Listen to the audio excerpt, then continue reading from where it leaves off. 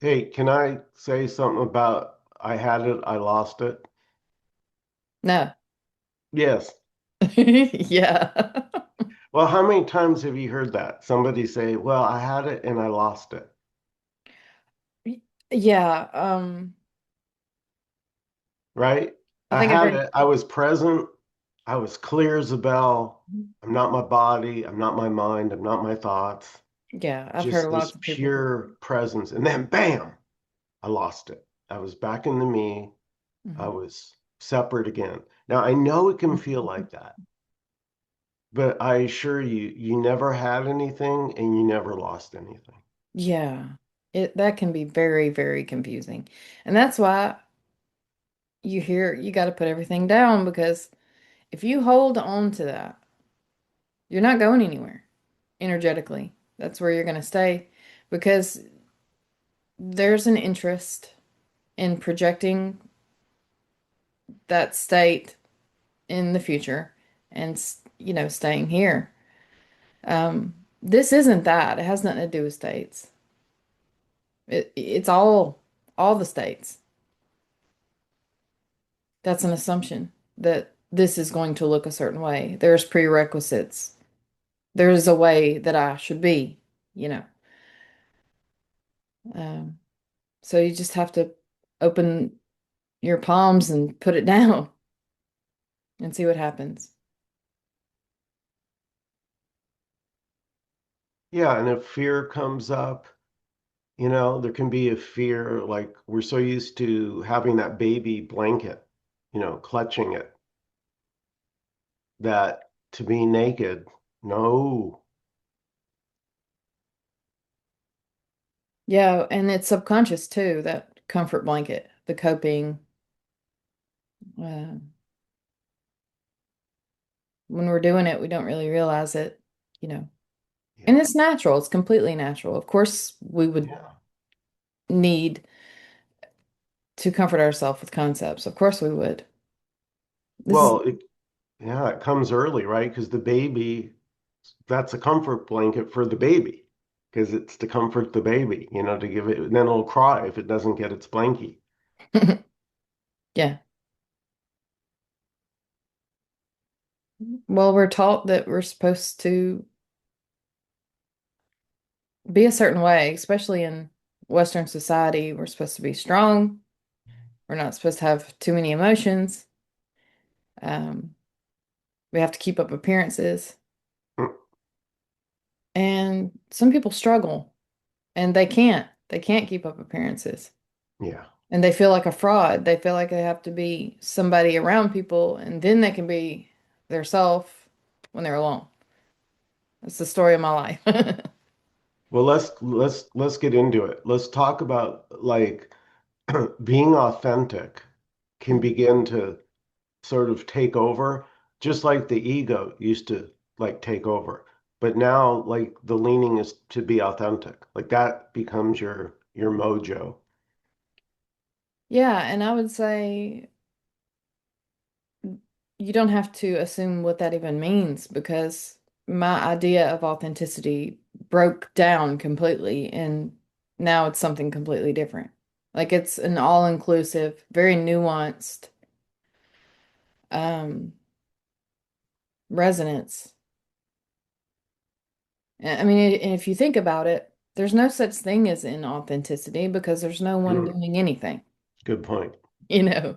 So Yeah. it's just patterns of like trippy patterns of energy playing.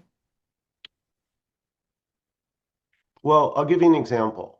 So like maybe somebody is like you ever get trapped by someone that won't let you go because they're talking your ear off. Could be on the phone, could be in person. And you just don't want to hear anymore.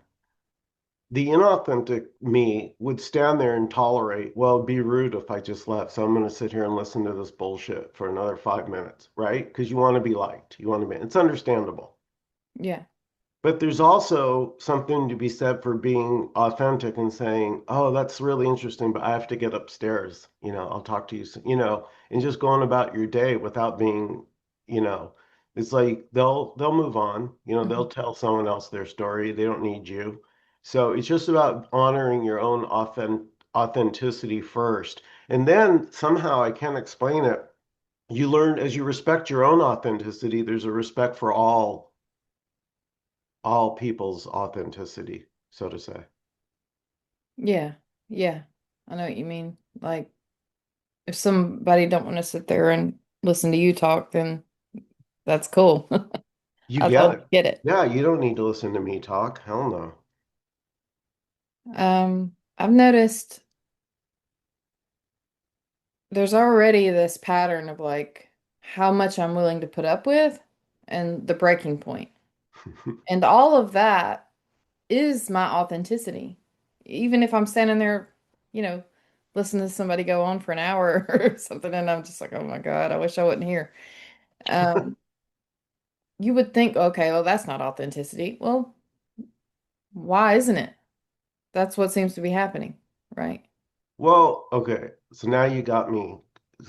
Because I've talked, those of some of you have heard me talk about red light, green light, yellow light, and my intuition gauge. It's kind of on autopilot. Like I just want to do green light stuff. Like I just there's something here that just wants to play and have fun and enjoy like every moment. Like why not? Right? And so if it's not a green light, I kind of don't, so I feel into everything like almost automatically. And just if it's a red light and I just something here just it's just obvious a red light. I just don't want to do it. It's just Yeah. Yeah. When you have, peers and family members, you have your line where, that you can cross and what you're willing to put up with. And, uh, conforming to society is not the enemy. It, it can just be seen, more for what it is. It's not what it seems to be. It's a natural pattern, uh, playing out according to your conditioning. Um, you know, it's good to be polite. That's another thing. You don't want to throw the baby out with the bathwater.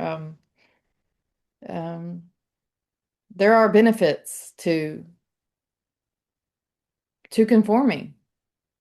So it's not a black or white issue, in my opinion. And the more you just sort of like notice from back here, it's fascinating. It's fascinating how the conditioning can play out, and then you add some emptiness in there, and then see how it lightens. And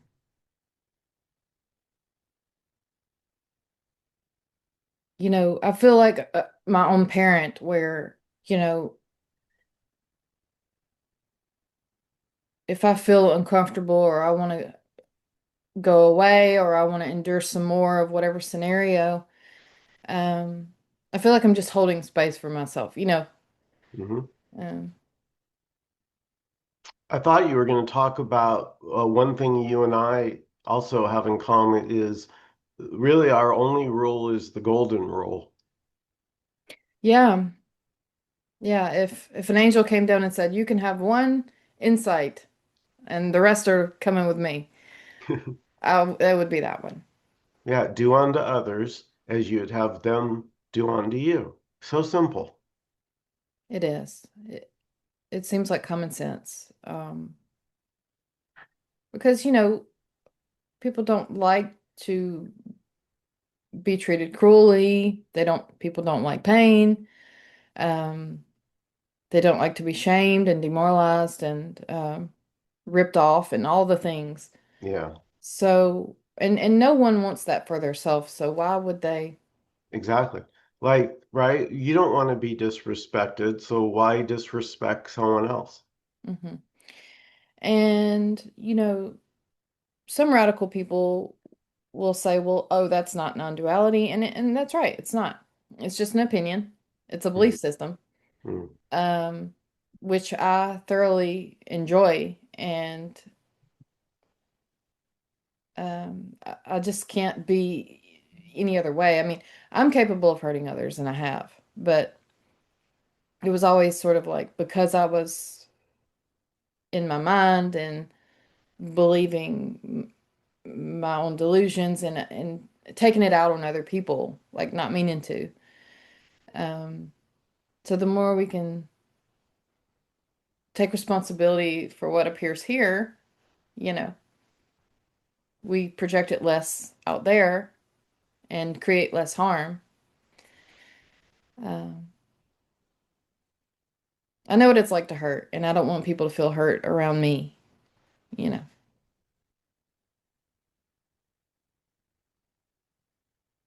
There's nothing wrong with belief systems like the golden rule. Even Tim No, Lewis said that. yeah. No, really, I remember when I was younger and could be arrogant or insensitive, it wasn't on purpose.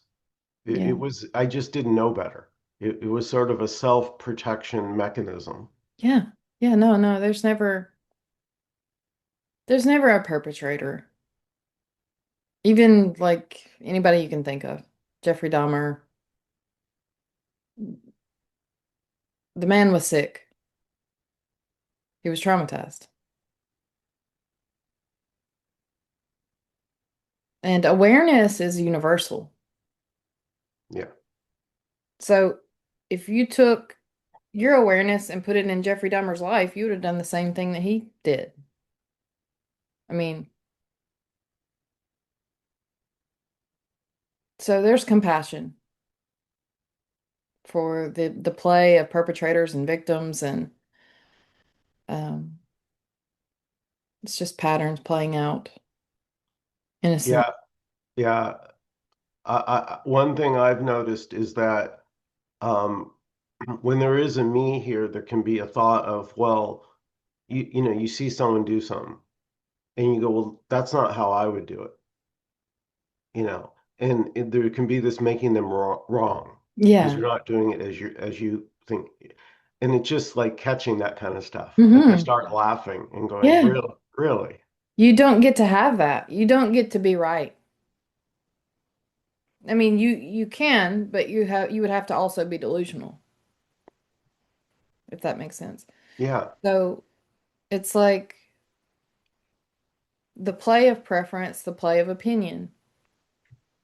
It's just like art to me. I think art is a good metaphor. So in my people start telling me stuff about what they believe about like the end times and Bible stuff. I hold space for them. Um, I don't see the rightness or wrongness in my opinion or their opinion. It's. Play. Uh, all of it's understandable. yeah, yeah. There's a a noticing that the moment knows how to take care of this itself better than I could. It Mhm. was almost like as a doer, there was this imagining like micromanaging the moment, like, oh, if I don't make a to-do list and, like it's crazy. It's completely insanity. Yeah. And you realize, well, wait a second, you're not doing the weather, you're not doing your heart beating, you're not doing your eyes blinking. What exactly are you doing here? What exactly are you doing? Uh, yeah, common sense sort of points to that there's no doer, but it's under all these layers of belief, you know, and conditioning. And it is a huge relief. This isn't the end of suffering, so to say. You're going to have initial reactions and things like that, but this is a slowing down and a lightening of reacting to those reactions, which is like most of the suffering. It's like the iceberg underneath the water. Yeah. Yeah, I think the first sort of thing that was noticed was that peace wasn't a doing. You can't do something to become peaceful. It doesn't even make sense. Yeah. So you don't even have a way by which to win the game. because it because it is already. Exactly. That's a big one, right? You're not gonna, there's no winner, but there's no loser. Yeah, yeah, yeah. It's just free expression, utterly rich and contrast. Right? Like think about the range of diversity. There's vile stuff that would just make your hair, stand up straight that if you were to witness. There's loving acts of kindness and unbelievable caring and humanity between animals and humans and Yeah, all of it. It's unbelievable to show. yeah, yeah. And I'm somewhere, in the middle usually. Like there you have your saints and then you have your people who are like psychopaths and what's weird is you can notice both of those patterns in yourself. Like when you sensitively notice what's arising and as the thoughts and coping mechanisms. And what's trippy is when you really see how delusional you are. And then you're like, oh my God. And then you see the world and you're like, oh my God, it's a planet full of children Yeah. telling stories. Well, the first thing, like, I noticed that nobody else sees my world. So, in a way, like, what proof do you have that your world even exists? Because you're the only one seeing it. Yeah, there is a palpable emptiness that, of course, is beautifully and perfectly full. But there's this like hauntedness, like this surreal, ghostly, just flow that there's nobody doing. Right. Well, I'm kind of talking about something that Tim Kliss does talk about, is no one will ever know your world. Like you Ah, can't know anyone. Like as close as you and I are, mm-hmm. right? And we're Yeah. pretty damn, it's amazing the resonance between us. Um, I can't ever really know Hmm. you, and you can't ever really know me. We just, yeah. Yeah. You're like a little emoji in my mind. Very simple compared to, you know, what you actually are, which is like infinite Mm, and yeah. unknowable. You're like a little avatar. And yeah, there's a massive gap between the seeming universes or the experiences. And really seeing that can also be hard because you're like, oh, no one will ever understand me. And that's all I've ever wanted was for somebody to understand me. I right here. Yeah. That was one but then you realize it works both ways. You can't ever understand anyone else as No, well. no. So judgment becomes delusional. Even judgment of judgment is delusional. So, yeah, it just becomes more open, free, expanded, nowhere to land. Yeah. Mhm. I love the simplicity of Siddharameshwar's saying just it's so simple, just stay as being, just stay as you are. Like that's it. That's the whole, you know, it's Yeah. not about doing anything. It's not a doing. It's just a noticing that what you already are. Yeah. It's so simple that the mind just doesn't like it most of the time. Can't do anything with it. No, because it's like, okay, how do I be how I am? That's the already. It's like there's this obsessive need for there to be a right way and a wrong way. So I can be right. So I can have that. Well, but that makes sense, right? Because the whole dream, so to say, is made up of right and wrong and things you can have and things. It's all duality.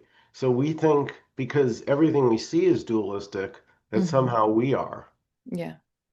Yeah, practically speaking, that's why I talk about preferences a lot because we would rather be in a nice, warm, drama-free, cozy room than, on the streets around, people who could be potentially dangerous and hungry and cold. There's no right or wrong in either of those. There's just preference, which is animalistic. It's natural. So we sort of confuse our natural tendencies with this right and wrongness, which doesn't Yeah, exist. Yeah. yeah. Well, like we both talk about noticing. So maybe we could talk a little bit about what we mean, like the difference between identifying with a thought or a feeling or an emotion and just noticing it. Mm-hmm. So what I did when I stopped seeking in thought and information because I saw it didn't work and that it wasn't going to be a concept, whatever I was looking for. Once I got that in my mind, it's not going to be a concept. Then I could see a thought for a thought when it comes up. I'm like, that's just a thought. That's just a thought. I've probably thought it a million times, which is another thought, ironically, but um, at least it's just like a little trick you can do to let it pass and then continue to look, you know. And really, you're not going to find anything. You're creating a resonance, you know, that is like a fertile ground for energetic intuition to dawn because it needs room. Mhm. We have to empty the space so that that can come in. Yeah, Um, and you can do it. There's hundreds of ways to notice. Pick anything and focus on it. I think thought is a really powerful thing to notice because you just watch it go by and you remain as the sky, as much as possible. Um, Sensation, sound, sight. Um, when when when normally thoughts will come in, some will be interesting, some won't. But the ones that are interesting, a lot of them can have that tinge of like doom and I must do something and um, what does this mean about me? And we believe it, innocently like little yeah, children. yeah. Yeah, it was sort of a going from identifying with the thought, just sort of knee jerk Mhm. automatically, to something here began to realize, well, wait, if I'm aware of the thought, then I can't be the thought. Yeah. Yeah, if you're aware of the thought, then yeah, you're not the thinker. Well, because I'm here, I notice before the thought, during the thought, and after. So I don't come and go, the thought does. Right. And this thought is just a symbol saying I am responsible or whatever. It's just a symbol. In a way, in a way, every thought is like a mini dream. Yeah. Yeah. And it's so fascinating when you can disentangle from what it's saying and the story it's trying to tell. Where does it come from? How is it even there? Like, what is it? Is this symbolic energy floating around? You know, it becomes fascinating when it's not yours. Well, so that's a really That's a really good, I'm going to use a practice is to ask what are thoughts made of? Hmm. Not what are they saying, not what the story is, which is the norm, but spending a moment, like, have you ever seen a thought? Hmm. Have Yeah. you ever touched one, held it in your hand? How big's a thought? Hmm. How much does it weigh? Yeah. I mean, it's noticing the nature of thought. It's you you can have some very profound insights doing that. How long did it last? What keeps it here as an experience other than one that wasn't interesting and you can't even remember it because there wasn't enough interest. And what is it that says it's your thought, but another thought? Hmm. Yeah, it's this whole fascinating, unknowable phenomenon that you can't see. You're blind to it because you're listening to what it's saying, you know, Yeah. until you're not.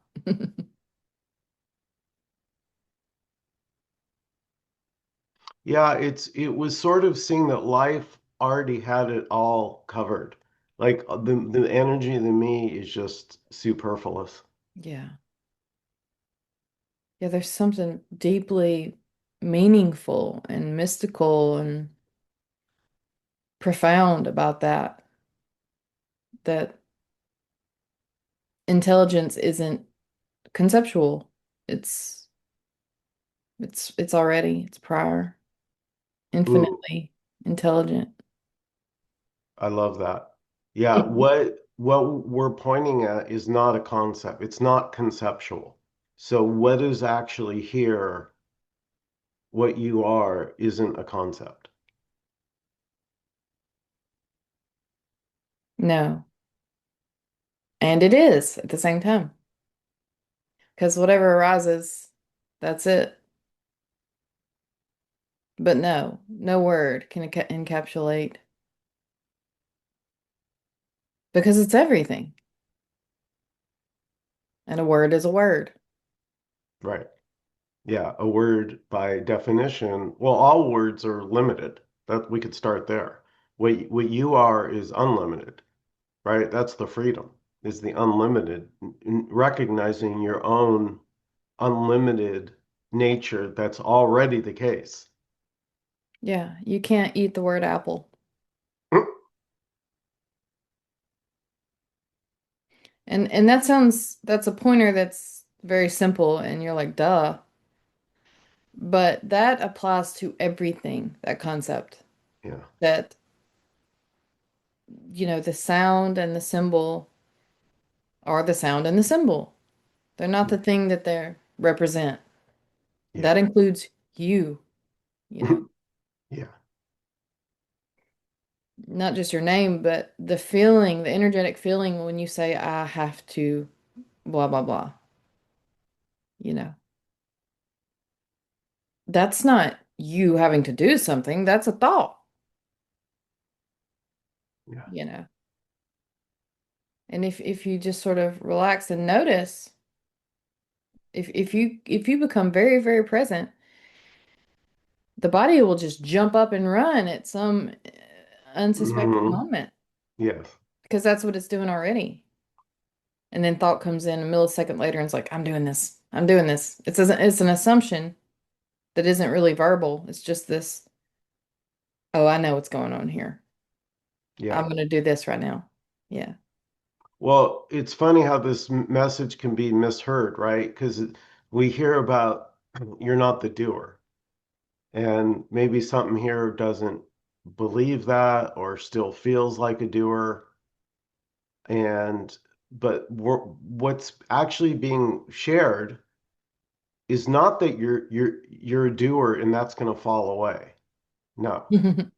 What's being shared here is you've never been the doer ever. Mm-mm, mm-mm. Doer is a thought. There's no such thing as agency or agents. Um,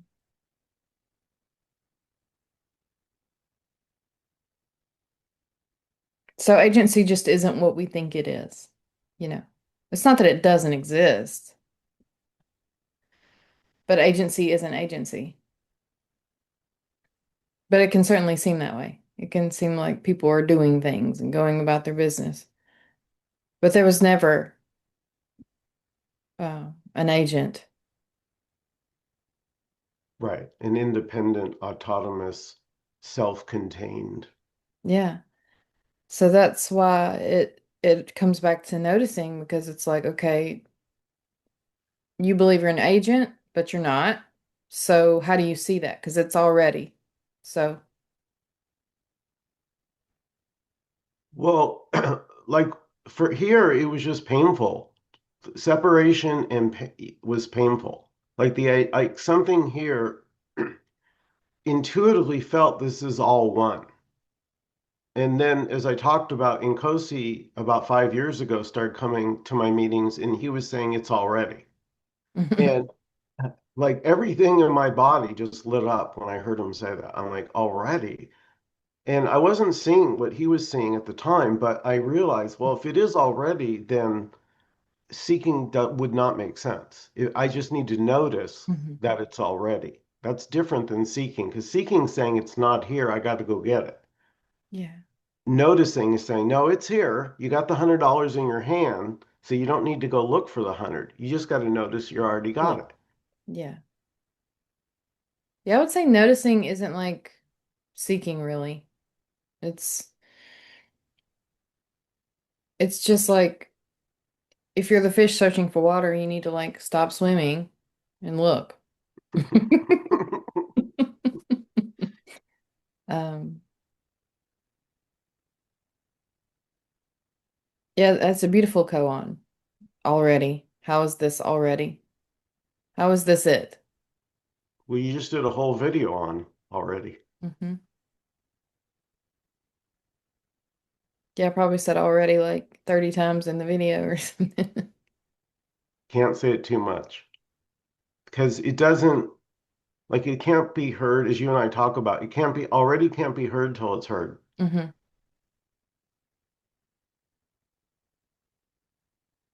And it can be quite funny because it's like so obvious when you see the alreadiness. And then it's like, how did I believe like in symbology so much when there's this actuality here now? Yeah. In a way, it kind of makes sense though, because all of the dream, all of society, everything is based on you're an individual. You're talked to that way, you're treated that way. Yeah. You're responsible for your actions. Yeah. Yeah. We're just these innocent little aware little mammals and it's not that we're stupid or something. We just there's this pattern unfolding and we get wrapped up in it, you know. Yeah. And that which looks like identity, as far as like behaviors, personality, actions, thoughts, all of it doesn't go anywhere. It's still this momentum that's unfolding. Yeah. Getting older, all of it. Yeah. You just see that it has nothing to do with you. Yeah. It's just like a nighttime dream. Your body is safe, snug as, a bug in a rug, in bed, and you could be having a nightmare. You could be having like, oh my God, I'm being chased by bad guys. But no, that's all a dream. You're not in that. So there's nothing you need to do other than just if I just said to you, hey, you're dreaming, and you could actually get that, you'd be, oh, phew.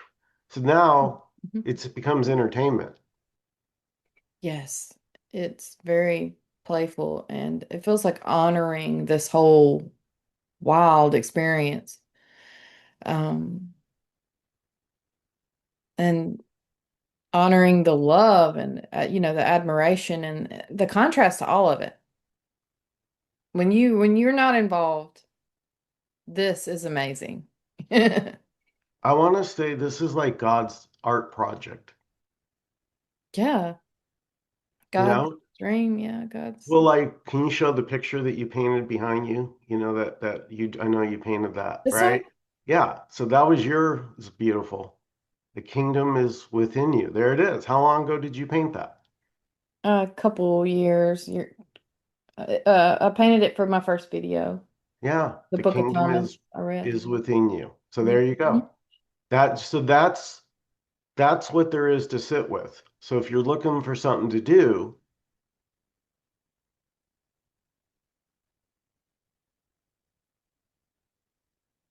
You can do noticing. yeah, you can notice what your quote is saying. The kingdom, everything you've wanted, God, whatever word you want to use, it's been sitting here looking out your eyes the whole time. Yeah. And then, when you see the emptiness and then you're able to integrate that with the fullness, which all just unfolds without you. It's just happening. Um, you can enjoy all the expressions. There's no need to negate what isn't already, you know. So it's just this beautiful, perfect balancing, you know.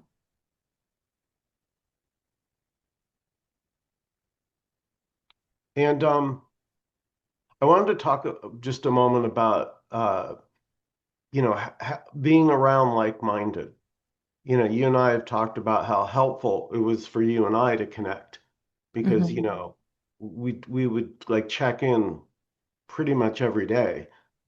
And there was like to have somebody that kind of spoke and felt similar was, I felt very, so if you can have any buddies or people that resonate that you can, or come to a meeting that you Mhm. feel it can, because it can be lonely, Yeah. if you're just trying to do this all on your own. Yeah, I think it is important to have somebody that you resonate with and you feel like that they've had some insights that you haven't quite grokked yet, and you can just run some things by them, or have a friend like that, a Dharma friend. Because, you know, when the beliefs are falling away, we have all these crazy beliefs that, okay, well, this is happening, so that's not it. And it's this whole labyrinth of not it, not it, not it. And you just need somebody to tell you, like, that's it. Hmm. You know? Yeah. So it's this confirmation and yeah. Well, we could talk about the space that you and I, so usually we're on the phone and 2, 3 hours could go by like spit. And, there's such a space between us of non-judgmental openness that is lovely, that you and I can share anything in that space. And there's no trying to fix. We're not trying to tell each other what to do. Mhm. It's just a pure loving, I can't really explain it. Yeah.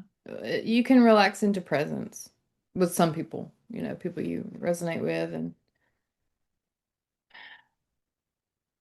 then you're not giving energy. You just are where you are, being what you are, like you are when you're alone, So I think those are the best relationships where you can act like you do when you're by yourself, But it's like when you'll know it because, like, those people that you're excited to be around, like they stimulate you, like you bring up things I don't think of, and maybe I bring up things you don't think of. So it's like the synergy of the two of us are more than just 1 plus 1. Yeah. Yeah, there's a synchronicity. It really is like two neurons that are like communicating because some of my ideas come from you, and and that's just how it is. Like, Yeah. um, there's no taking credit for any of it. It's just all coming from the same damn thing. The one big brain.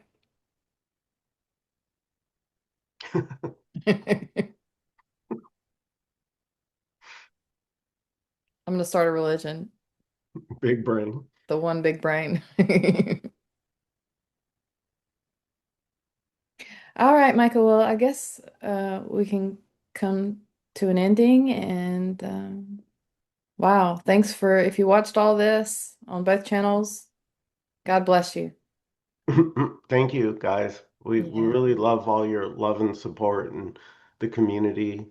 It's great. And feel Yeah. free to leave a comment. Maybe if we ever do another, if there's any topic we didn't hit. Yeah. Yeah. Let us know what you think and thank you. Thank you, Michael. Thank you. Bye. Bye.